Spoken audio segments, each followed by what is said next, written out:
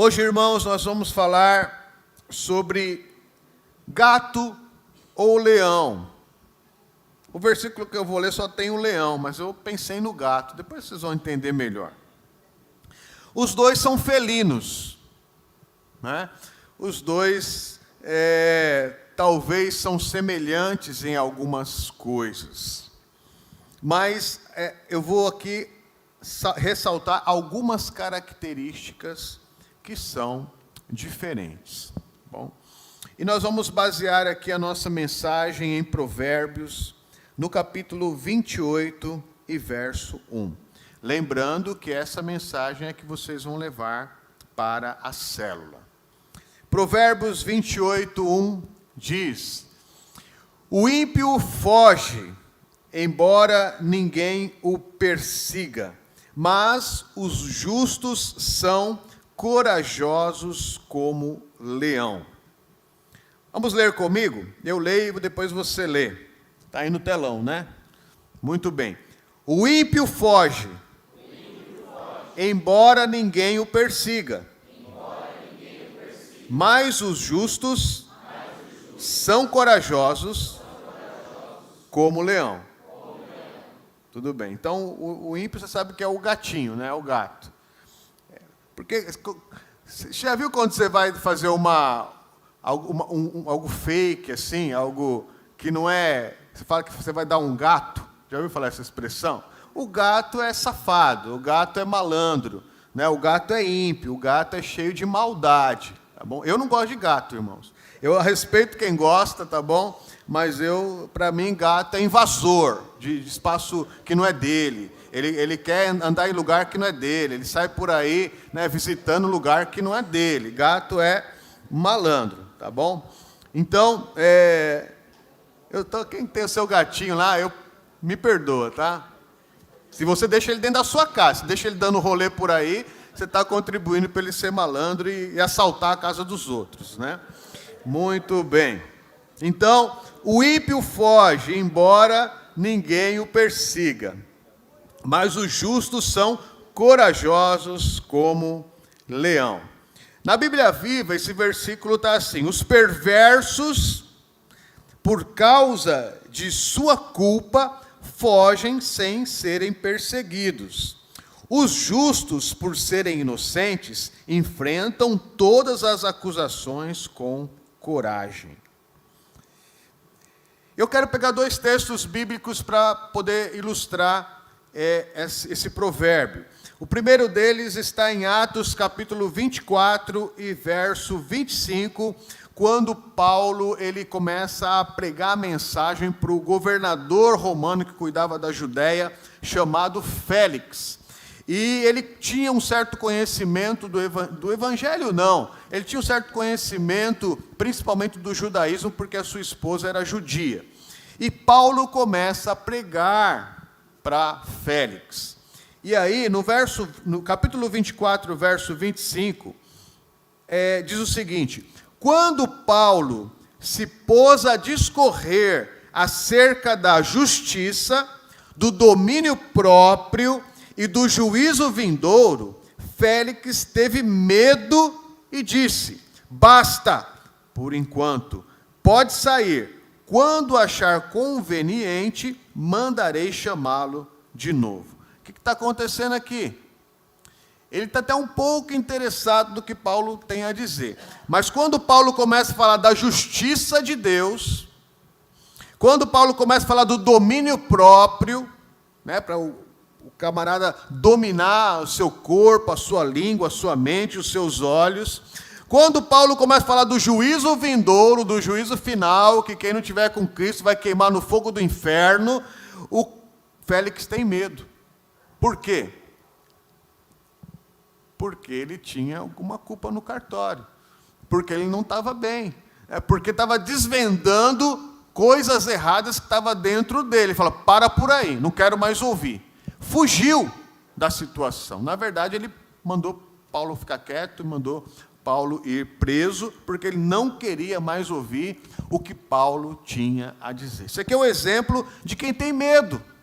Quem tem medo é porque tem culpa no cartório. Quem está travado é porque tem culpa em alguma coisa. Quem está bloqueado, quem está se sentindo perseguido, é porque tem alguma pendência que não está tratada ainda.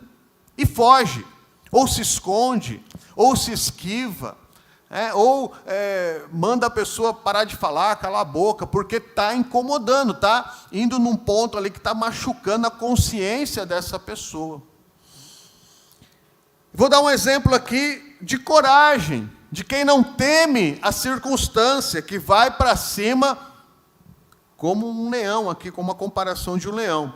Atos capítulo 20, verso 22 e 23. Quando Paulo vai de Jerusalém, está indo para Jerusalém. Capítulo 20, verso 22. Agora, compelido pelo Espírito, estou indo para Jerusalém, sem saber o que me acontecerá ali, senão que, em todas as cidades, o Espírito Santo me avisa que prisões e sofrimentos me esperam. Então, o próprio profeta Ágabo, profetizou que se ele fosse para lá, ele ia ser amarrado. Então, ele sabia, pelo Espírito Santo, que o que ele tinha que enfrentar era prisão e sofrimento. Mas isso não impedia dele encarar, porque ele sabia que Deus tinha uma missão para ele em Jerusalém. Então, aqui é alguém diferente, né? Tem situação, mas eu sei a minha identidade. Eu sei o meu propósito, eu sei o meu destino, eu sei o que eu estou fazendo aqui. E mesmo se eu tiver que enfrentar situações difíceis, vale a pena enfrentar, porque ele está servindo o Senhor. Estava disposto a enfrentar tudo isso. Então, quem tem medo, teme e foge. Quem entende quem é em Cristo Jesus, ele encara as situações. Olhando então um pouco para o texto, o ímpio foge, embora ninguém o persiga. O ímpio é aquele que pratica a impiedade, a maldade, que algum mal ele está praticando. Pode ser que as pessoas não saibam. Pode ser que isso esteja só na cabeça dele. O versículo é muito claro, né? Ele fala assim: o ímpio foge, embora ninguém o persiga.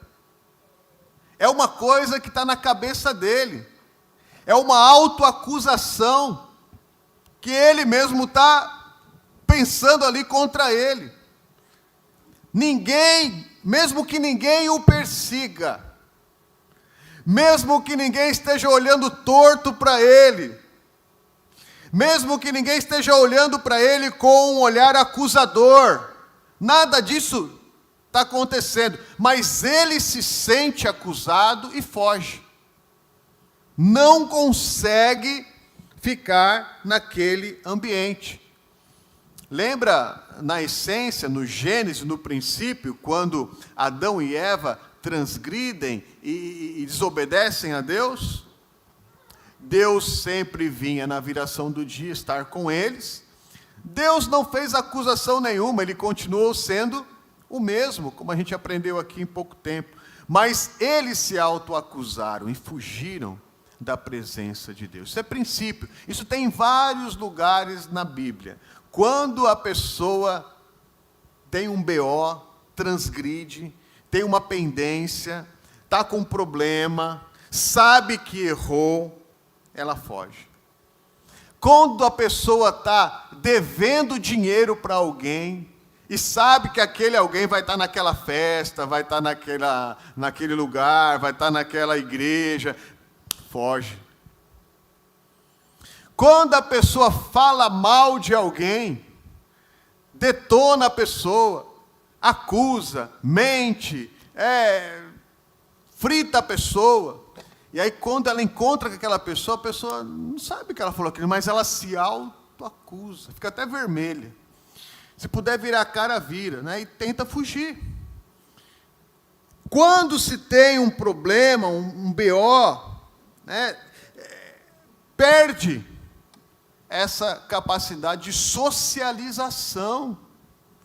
se sente perseguida. Sabe que lá, às vezes, são situações lá no particular. Por que as pessoas deixam, muitas vezes, de vir ao culto, de vir à igreja, de ir para a célula, de frequentar a igreja? É claro que existem muitos argumentos, muitas desculpas, cada um quer se defender de alguma forma, mas porque para muitas pessoas é insuportável estar no lugar onde a palavra da verdade é pregada, onde a palavra que confronta o posicionamento da pessoa é pregado. Por isso a pessoa dá um monte de desculpa, mas não vem para a igreja, não vem para o culto, porque sabe que ali vai ser confrontado com a palavra da verdade. Mesmo que não seja assim para a pessoa, mas a palavra é liberada, né? E ela se autoacusa, fala, esse pastor está falando comigo, né? Esse pastor, sabe, acho que alguém contou para ele. Quantas vezes já falaram isso? Quem contou, né, a minha vida para esse pastor? Né? Como que ele foi ali e falou exatamente isso aí que eu fiz essa semana? É porque o Espírito Santo revela, né? O Espírito Santo conhece, o Espírito Santo quer tratar. Então, o ímpio não precisa de um acusador. A sua consciência é suficiente. Ninguém é indesculpável diante de Deus. Muitas vezes a pessoa, depois a gente fala, como que a gente pode tratar isso então? Como que a gente vai tratar isso? Nós vamos ver daqui a pouco. Mas o ímpio não precisa muitas vezes de acusação. Às vezes a gente acha que a gente está fazendo um bom serviço para Deus, apontando o dedo e acusando do erro. Né? A gente acha que a gente o assistente, como vai? Eu sou assistente do Espírito Santo. Né? Isso aqui está errado, está errado, está errado. Todo mundo quer vestir a capinha de profeta, apontar o dedo e falar, você está errado aqui, está errado ali. A gente tem que simplesmente, irmãos, quanto mais a imagem, a semelhança, a postura de Cristo nós formos do nosso dia a dia mesmo, né? Não precisa fazer mais nada. A pessoa que está ali, olha como essa pessoa trata o próximo, olha como ela fala com o próximo, olha o respeito que ele tem, olha a alegria que ele tem, olha a forma que ele se porta aqui. Puxa, eu não sou assim, eu não sou desse jeito. A pessoa vai entendendo que ela precisa mudar, né? Ou ela não aguenta aquilo lá e tenta se esconder, tenta fugir. Quantas pessoas no meio de um povo, assim, no meio da igreja, do trabalho, ela tem que continuar ali porque é o ganha-pão dela, mas ela se fecha, é uma fuga, ela se trava, ela é uma forma de fugir, né, daquilo que está acontecendo também ao redor.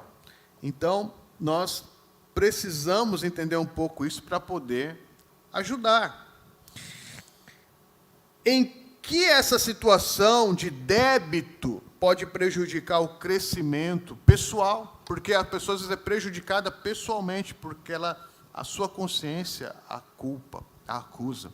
Ou ministerialmente, isso acaba estragando muitas coisas dentro da própria igreja. As pessoas perdem a capacidade de romper. Quando há uma pendência que não foi tratada, a pessoa perde a capacidade de romper. Romper é crescer, de alcançar um novo patamar, de dar um passo a mais na responsabilidade da vida, do ministério, da igreja. Por quê? Porque ela tem uma pendência escondida. E isso, irmãos, olha, eu estou nessa coisa de igreja já faz décadas, né? Isso eu não sei orar, eu não posso impor as mãos em ninguém, eu não tenho jeito para fazer essas coisas. No fundo, o que é isso? Fuga. A pessoa está fugindo, a pessoa está dando desculpa, está se escondendo numa timidez, está se escondendo numa característica pessoal. Mas se você for vasculhar lá no íntimo, no fundo, tem uma pendência. Tem um problema, que não foi tratado ainda. Tem um problema ali escondido que está gerando toda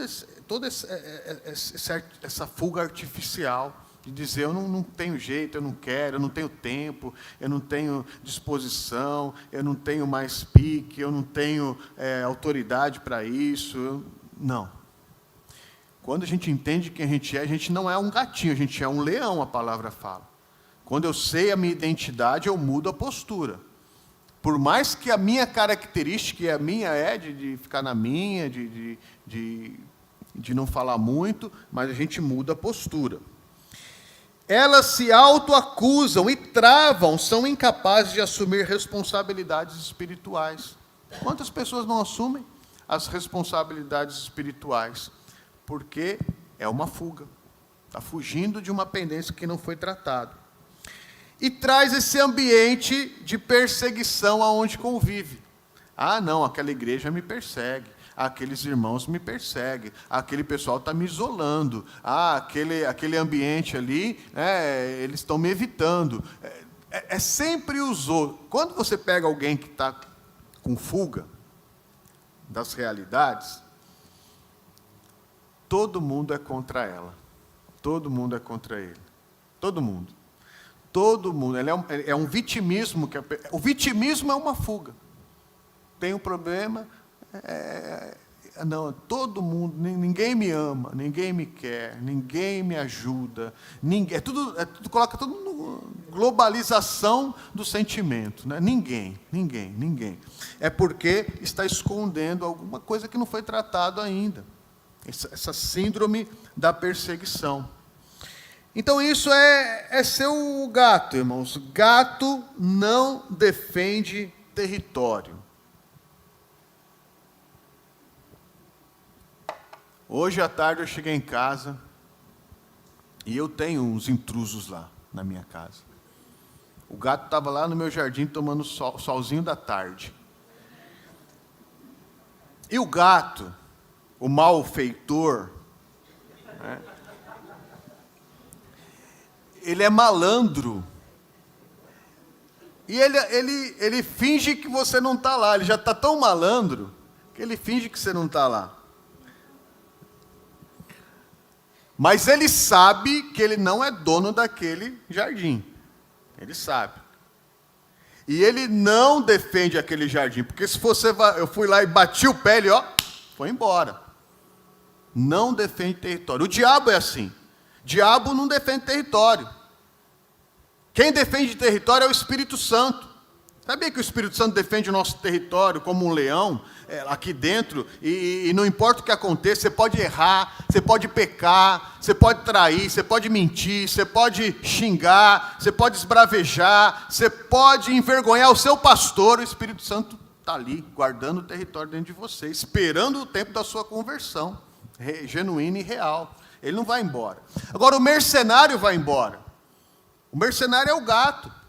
Que está ali enquanto é conveniente, mas se você bate o pé, ele foge. O inimigo é assim, bate o pé, sai em nome de Jesus, ele foge, não guarda território. Por quê? Porque não pertence a ele está ali de intruso. Nós pertencemos ao Espírito Santo, nós pertencemos ao Senhor.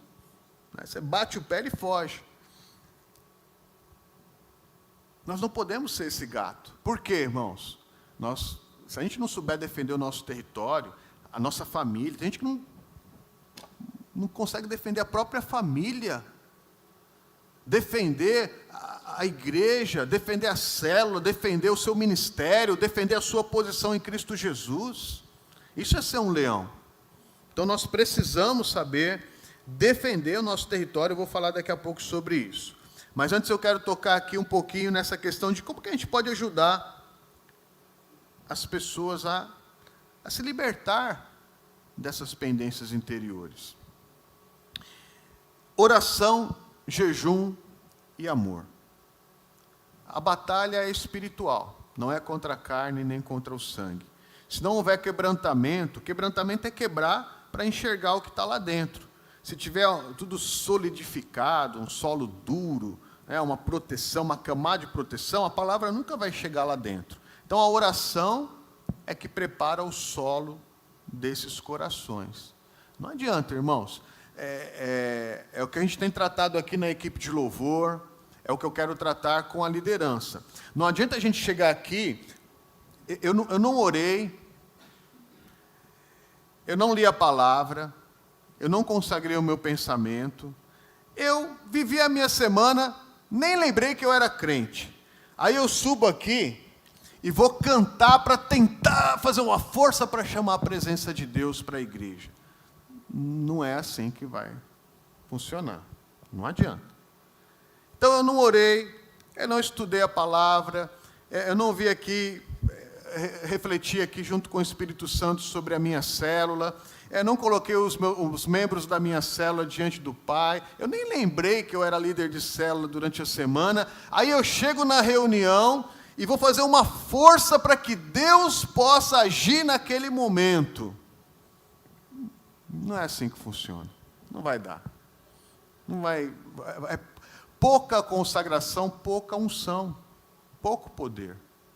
Nenhuma oração, nenhum poder, nenhuma unção. Não adianta. A gente fica frio, fica apático, faz aquela reunião que não entra no coração das pessoas. Então, aqui é oração, jejum e amor. A gente tem que ser o sacerdócio real e colocar as vidas diante do Pai, para que haja essa terra apropriada para receber a semente. Tudo vai começar por aí. Por isso que a gente tem que trabalhar, já faz 1 ano que a gente tem trabalhado uma cultura de oração na igreja, irmãos. E pouca gente abraça isso. Misericórdia, né? Pouca gente abraça isso. Pouca oração, pouco poder. Pouca oração, pouca unção. Né? Então a gente precisa repensar o nosso posicionamento de oração. Abrir os olhos dessas pessoas e mostrar que nós somos justificados em Cristo Jesus. Ele nos justificou, Ele nos comprou, nele nós somos feitos justiça de Deus, e isso vai trabalhando a identidade da pessoa. Quem age com coragem, experimenta crescimento. Se você age com coragem na sua área de estudo, você vai ter crescimento. Você tem coragem de estudar, você vai ter crescimento. Se tem coragem de trabalhar, você vai ter crescimento. Se você tem coragem de assumir a sua posição espiritual, você vai ter crescimento. Então nós precisamos entrar nos corações pela oração, pelo ensino da palavra, pelo quebrantamento, colocar essas pessoas numa posição de justificados, trabalhar a identidade dessas pessoas para que elas tomem uma posição de coragem.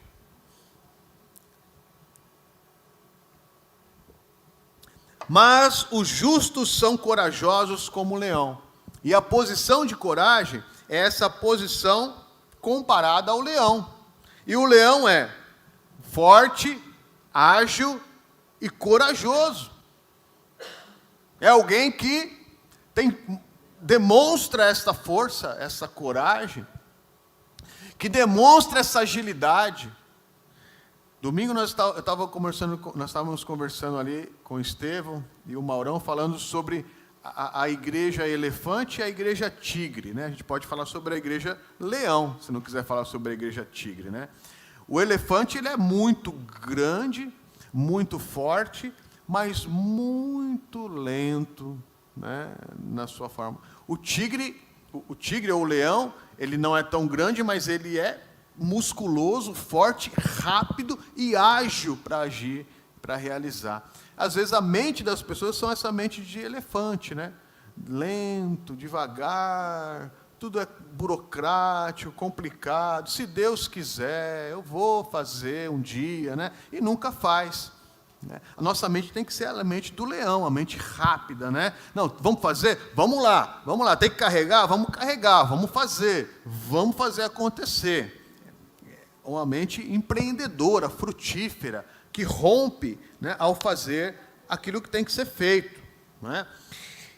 Irmãos, o leão não se intimida em enfrentar o adversário. Tem gente que não serve ao Senhor porque tem medo do inimigo. Isso não é mentalidade de leão. Não vou mexer com essas coisas, não, porque senão pode manifestar um demônio lá na minha célula, né? Sei lá, vou impor as mãos, vai saber o que pode acontecer. Né? Isso não é mentalidade de gatinho, né? Porque aí o inimigo que bate o pé e o gatinho vai embora. Não, você é um leão, a sua identidade é de leão, é você que vai ali assumir essa postura de intimidar o adversário. O adversário não vai entrar na casa que você é líder, não, que você está presente ali, não. A sua presença é que tem que intimidar. O rugido do leão assusta. O rugido do leão é que intimida, é que coloca as coisas no seu devido lugar. Por que ele é conhecido como o rei da selva? Porque quando os outros animais ouvem o rugido do leão, não vai chegar perto de forma alguma. O leão é dono absoluto do seu território. O território que ele toma conta é dele. Se eu chegasse hoje na minha casa e tivesse um leão no meu jardim, eu deixava ele lá, eu ia embora. Ele é o dono de onde ele está. Ele chegou ali, ele toma conta. O território é dele, ele está no comando. Então, ele é dono absoluto do seu território. Isso eu preciso ter espiritualmente, irmãos. Aqui quem manda sou eu, estou representando Jesus Cristo, Rei dos Reis, Senhor dos Senhores, o leão da tribo de Judá. Esse território pertence ao Senhor, e eu estou defendendo esse território. É a postura de liderança que eu preciso ter, que zela, que é vigilante. Então, o seu rugido, ele diz, aqui tem dono, aqui tem liderança. Esse é o posicionamento que nós precisamos ter. Amém?